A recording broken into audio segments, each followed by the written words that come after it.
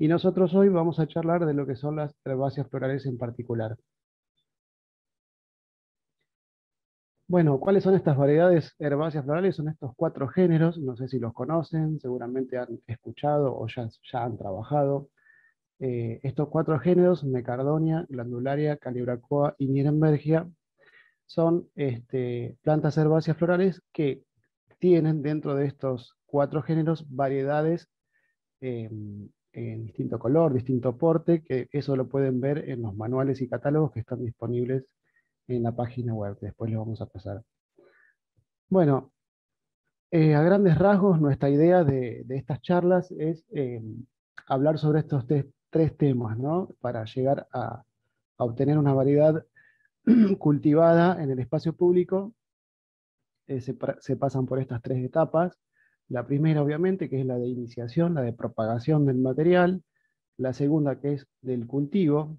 Y finalmente, el uso en el espacio verde, que es el caso de ustedes como viveros municipales, ¿no? Que sería el destino final de esta producción. Y hoy vamos a charlar de lo que es el cultivo, esta etapa que es muy importante. Bueno, estas plantas, ahí tenemos una variedad de cada uno de estos cuatro géneros en las fotos. No se inician por semillas, como muchos creen, muchas veces preguntan por las semillas, y no, estas plantas se propagan por el enraizamiento de estacas, de gajos. Esa es la única manera de garantizar que tenemos la variedad tal cual fue seleccionada. Si nosotros llegáramos a poder conseguir que esa planta diera semillas y las sembramos, la descendencia que vamos a obtener es muy probable que sea diferente a la planta original, es decir, perdemos la variedad. Entonces, el esqueje, el gajo, es la única forma de asegurarnos que tenemos la variedad que fue seleccionada, ¿no? Y son todas de floración primavera-estival, es decir, su ciclo natural de floración y crecimiento es durante el periodo de primavera, verano, otoño. Es decir, nosotros, desde el sistema productivo, que es el sistema vivero, ¿cuándo las vamos a cultivar? A contraestación, antes, anticipadamente, en otoño, invierno, primavera, ¿sí? Para que la planta salga a campo en su periodo natural de floración y crecimiento. Todas requieren pleno sol, esto es algo muy simple, pero no menos importante, eso determina bastante la calidad que vamos a conseguir, por lo tanto, no vamos a usar este tipo de sombreos en el invernáculo, a no ser que necesitemos bajar temperatura en algunos casos. Y comercialmente se las considera como estacionales, es decir, entran dentro de lo que se consideran plantines florales, si bien tienen características que las diferencian de un plantín, como poder decir, una, una herbácea anual, porque estas plantas tienen un periodo por ahí un poco más extendido y hasta pueden comportarse como semipersistentes. Pero bueno, comercialmente se las considera dentro del grupo de las florales anuales. Bueno, hablando de lo que es el cultivo, que les contaba dentro de este gran proceso, ¿cuál es el objetivo? Nuestro objetivo sería obtener estas plantas desarrolladas en macetas, digamos, listas, para su uso en el espacio público, en este caso. Entonces, ¿cuándo vamos a hacer este cultivo? ¿Cómo lo vamos a hacer? ¿Qué tamaño tendría que tener la planta? Bueno, preguntas que surgen seguramente a ustedes y a cualquiera que se enfrente a esta tarea de, bueno, quiero tener estas plantas listas para usar. Bueno, ¿cuándo? Como dijimos antes, el ciclo de la planta naturalmente es estival, entonces nosotros vamos a hacer el cultivo en el periodo que está marcado en rojo. Ese periodo se llama engorde. ¿Por qué?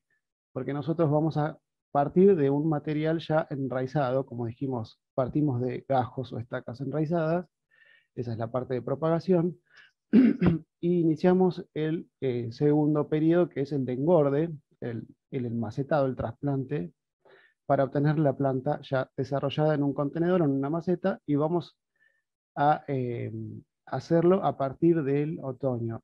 Durante todo este periodo, desde mayo hasta noviembre, podemos hacerlo tranquilamente para después sacarlas a campo. Es decir, A partir del periodo en donde las temperaturas empiezan a ser más favorables, o mejor dicho, en donde el riesgo de la ocurrencia de heladas es muy bajo o ya no existe, en esta zona donde nosotros convocamos a esta charla, que es la zona central del país, Buenos Aires, La Pampa, Entre Ríos, hay ocurrencia de heladas, y más o menos a partir del mes de septiembre podemos pensar que la planta ya podría sacarse a campo.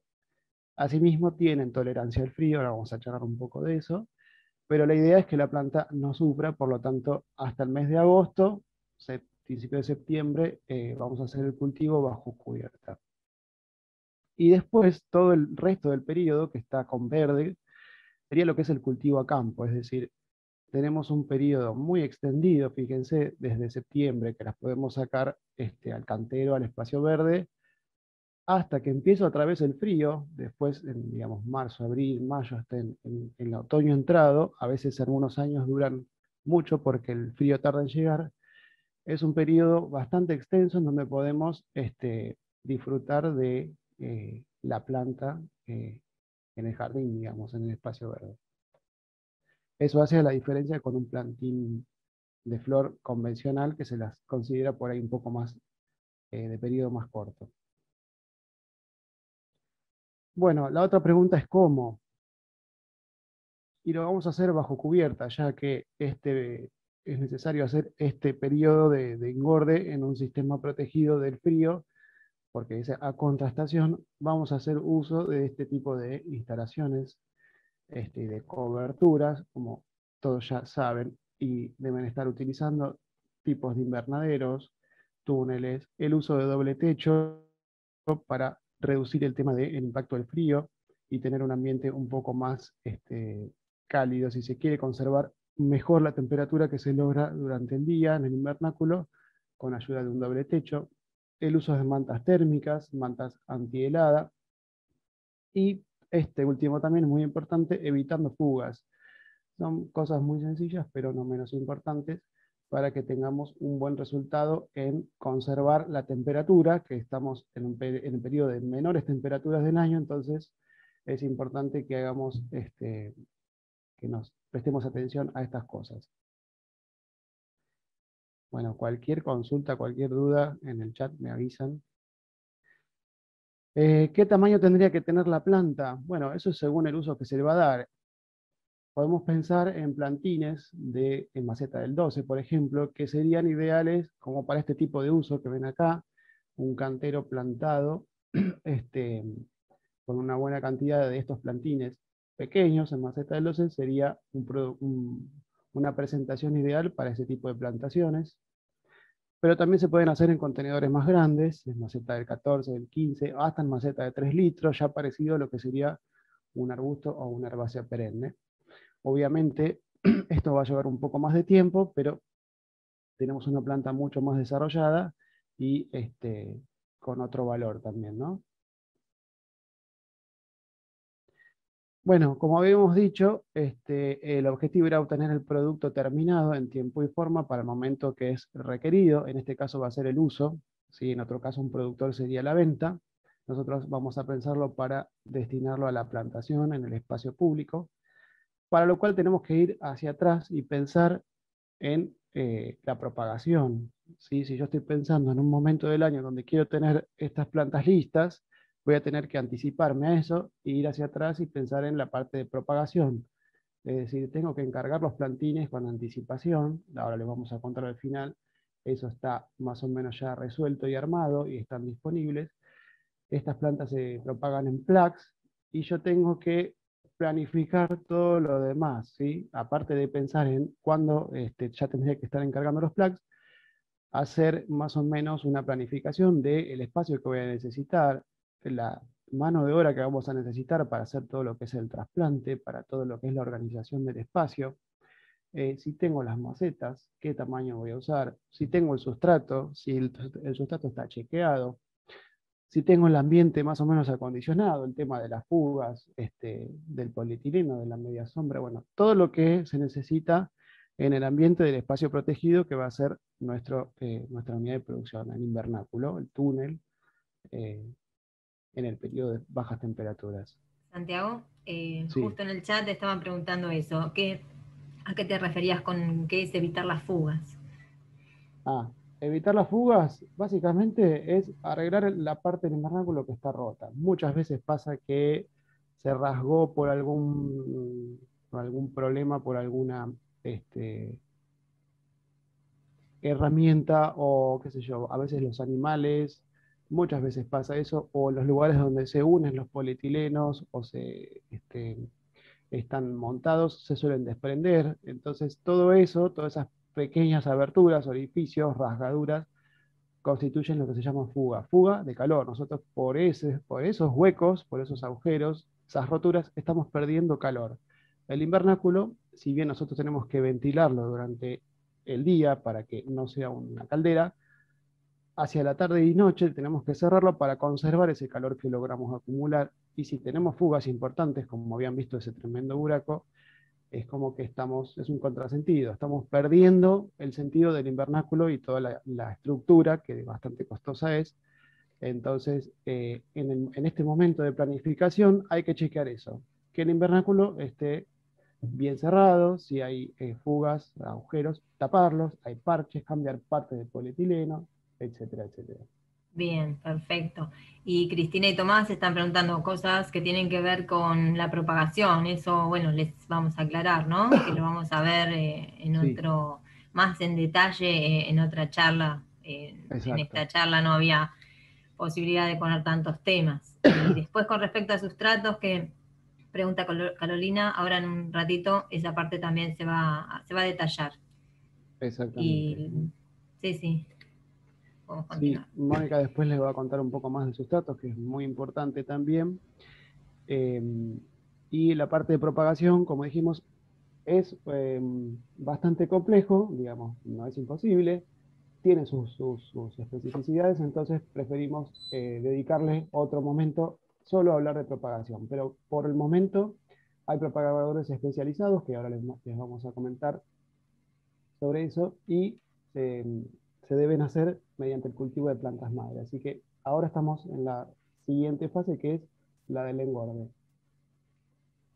Bueno, y entre los factores que afectan a toda esta etapa de cultivo, la temperatura es un factor ambiental que es una cosa muy lógica, ¿no? Ustedes van a decir, obviamente, pero es el principal factor ambiental que regula y que va a modificar el crecimiento de nuestras plantas y de muchas otras, así que no es menos importante. Digamos, vamos a hablar de rangos de temperatura. ¿Qué temperaturas necesitan estas plantas? Y bueno, hay rangos óptimos y rangos de tolerancia. Como rangos óptimos de 20 a 25 grados sería como un promedio de temperatura ideal, que estaría buenísimo, pero eso es bastante difícil. Y sabemos que tiene tolerancia, es decir, la planta va a crecer por debajo y por encima de esa temperatura óptima, pero digamos que vamos a tratar de apuntar a mantener una temperatura cálida. ¿Por qué? Porque la temperatura es el principal factor que regula el crecimiento. Como son plantas de naturalmente periodo primavero-estival, lógicamente le gustan las temperaturas cálidas. Y temperaturas mínimas de 10 a 15 grados, o sea, tienen tolerancia a temperaturas más bajas, ahí como ven dice 5 hasta 1 grado, hasta inclusive algunas heladas que alguna de las variedades puede llegar a tolerar, pero a grandes rasgos prefieren temperaturas cálidas y noches un poco más frescas, o mínimas un poco más frescas que se dan durante la noche. Esto habla de la tolerancia, que tienen cierta rusticidad, toleran temperaturas mucho más elevadas que la óptima y hasta heladas o casi heladas. Entonces son plantas que tienen rusticidad, son rústicas. Pero bueno, pensemos, ¿qué pasa si tenemos temperaturas muy bajas y constantes? Va a pasar que obviamente el periodo de crecimiento se va a retrasar, el ciclo de cultivo se va a alargar, no vamos a tener el mismo resultado, pero eso hace a la diferencia de cada lugar donde la vamos a cultivar o en qué momento del año o en qué mes arranquemos el cultivo. Entonces, tenemos que tener en cuenta esto de la protección del ambiente para que no se demore demasiado y tengamos un buen resultado. Por el contrario, si las temperaturas son muy altas y constantes, se va a acelerar el ciclo de cultivo, pero ojo que también se van a acelerar el ciclo de crecimiento de plagas y eso también hay que tenerlo en cuenta, porque así como crecen las plantas, crecen los bichos. Y también en un ciclo de temperaturas constantes muy altas podemos tener problemas con el tema del riego, que la planta esté en déficit hídrico por exceso de temperaturas. El invernáculo levanta mucha temperatura en días soleados, sobre todo cuando estamos en cambio de estación, donde se terminó el invierno y empezó la primavera, está empezando. Hay días que pueden ser muy calurosos, o hasta inclusive en el otoño, o días en invierno donde no hay viento, hay mucho sol y no ventilamos el invernáculo, se pueden dar temperaturas muy elevadas. Así que nada, hay que hacer un buen manejo del ambiente con respecto a la temperatura.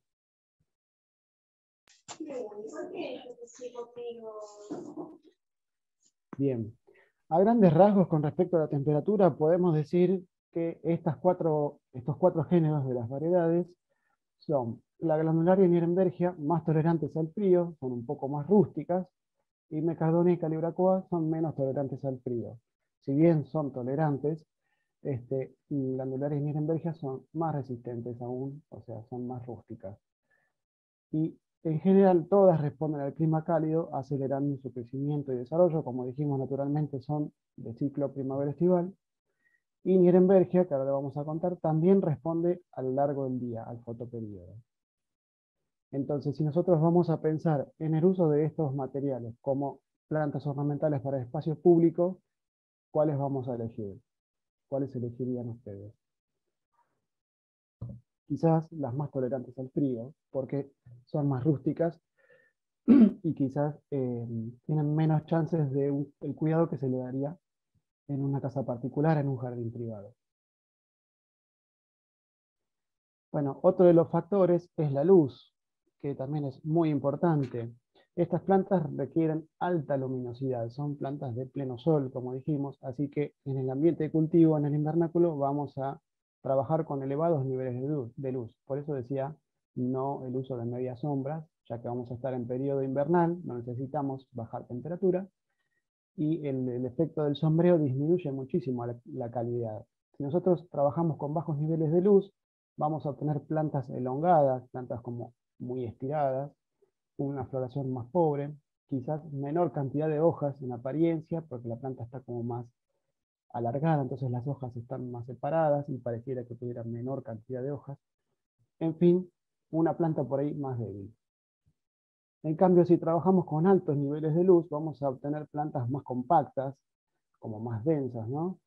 Floración más abundante, mayor cantidad de hojas en apariencia, es decir, plantas más fuertes y también más resistentes al manipuleo postproducción. Es decir, nosotros pensamos que la planta tiene un destino final, que no va a ser ese invernáculo, sino que tiene que salir de ese invernáculo, transportarse en un vehículo, meterse dentro de un cajón. Entonces tiene que ser también resistente a todo ese manipuleo que una planta por ahí demasiado alargada se convierte es un producto que se puede quebrar fácilmente, que se puede volcar.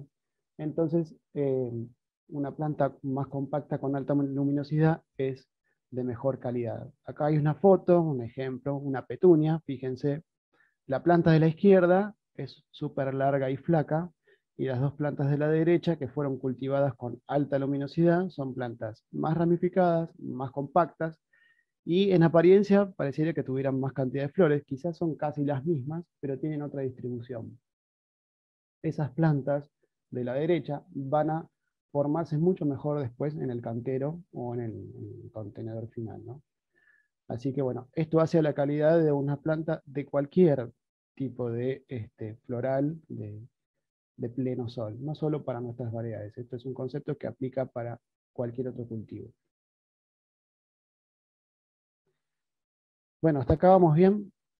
Otra característica de la luz es el fotoperíodo, no sé si todos saben lo que es, seguramente lo habrán escuchado, es la duración del periodo de luz, es decir, cuántas horas de luz tenemos durante cada día. Obviamente esto varía durante el año, ¿sí? Tenemos de abril, o sea, de otoño, invierno, primavera, el periodo de días largos, desde septiembre en adelante empiezan a alargarse los días hasta marzo, que viene el otoño, favorecen la floración de estas variedades. Y por el contrario, los días cortos de otoño e invierno favorecen el desarrollo vegetativo, que es oportuno para el momento en donde vamos a estar trabajando nosotros dentro del invernáculo. Entonces, en otoño-invierno vamos a tener más desarrollo de hojas y de tallos, vamos a tener más masa verde, que es el momento para hacer la estructura de la planta, y en primavera-verano vamos a tener la planta florecida, iniciando su periodo de floración natural, y ahí es cuando nosotros los vamos a llevar al campo para que exprese todo su potencial. En el caso de Nierenbergia, esta característica es muy rigurosa porque las plantas no florecen hasta que el día no se empieza a alargar.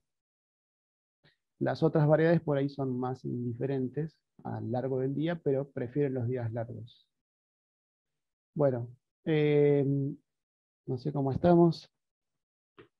Otro aspecto es el pinzado o el despunte, que se llama, que se hace para lograr una planta más ramificada y después tener una mejor cobertura en el cantero. El pinzado sencillamente es el corte de los ápices, es el despunte con alguna tijera o inclusive a veces con las uñas. Se pinzan los extremos de las ramas para obtener una mayor ramificación. Y eso hace que después cubra mejor y la planta se arme mejor en el contenedor que estamos cultivando.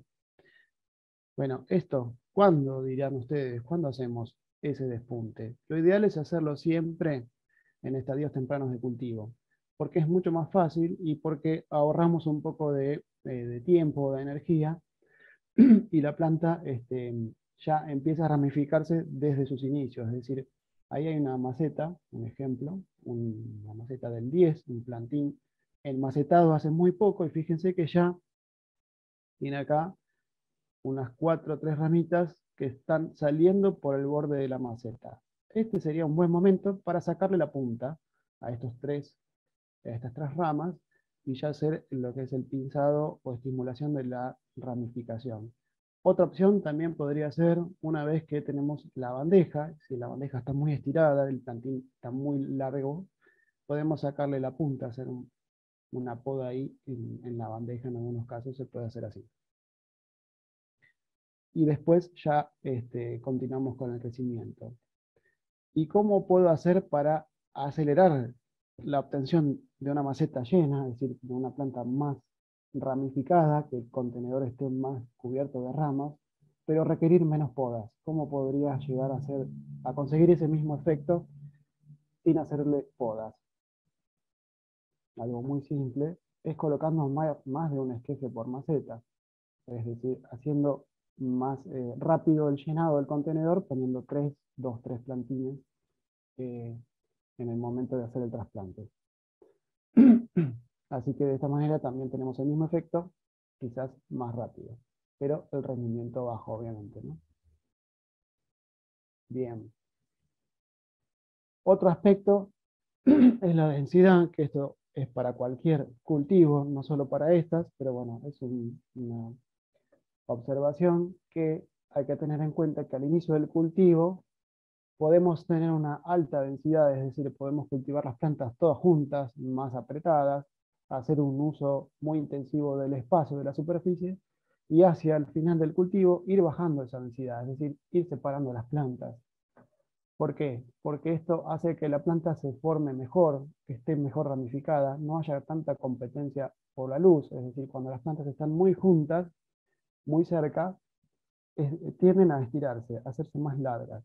Eso es por la cercanía y la competencia por la luz. Entonces, fíjense, acá tenemos dos cultivos que no tienen nada que ver a las nuestras en la foto, pero bueno, esto se hace en general para que la planta se forme mejor y reciba luz por los costados, no solo por arriba.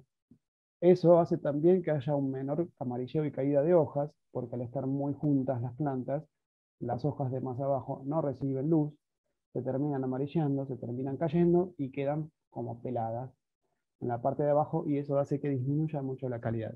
Si bien después acá en nuestro caso el destino final es el cantero y ahí todo se mejora, es un aspecto a tener en cuenta para hacer más eficiente el uso del espacio, que a veces no disponemos o es limitado, hay que compartirlo con otros cultivos. Entonces, en un primer momento podemos tener todas juntas estas plantas y tenemos que pensar en ir armando un espacio un poco más grande para separarlas un poco a medida que avanza la etapa de cultivo. Bien.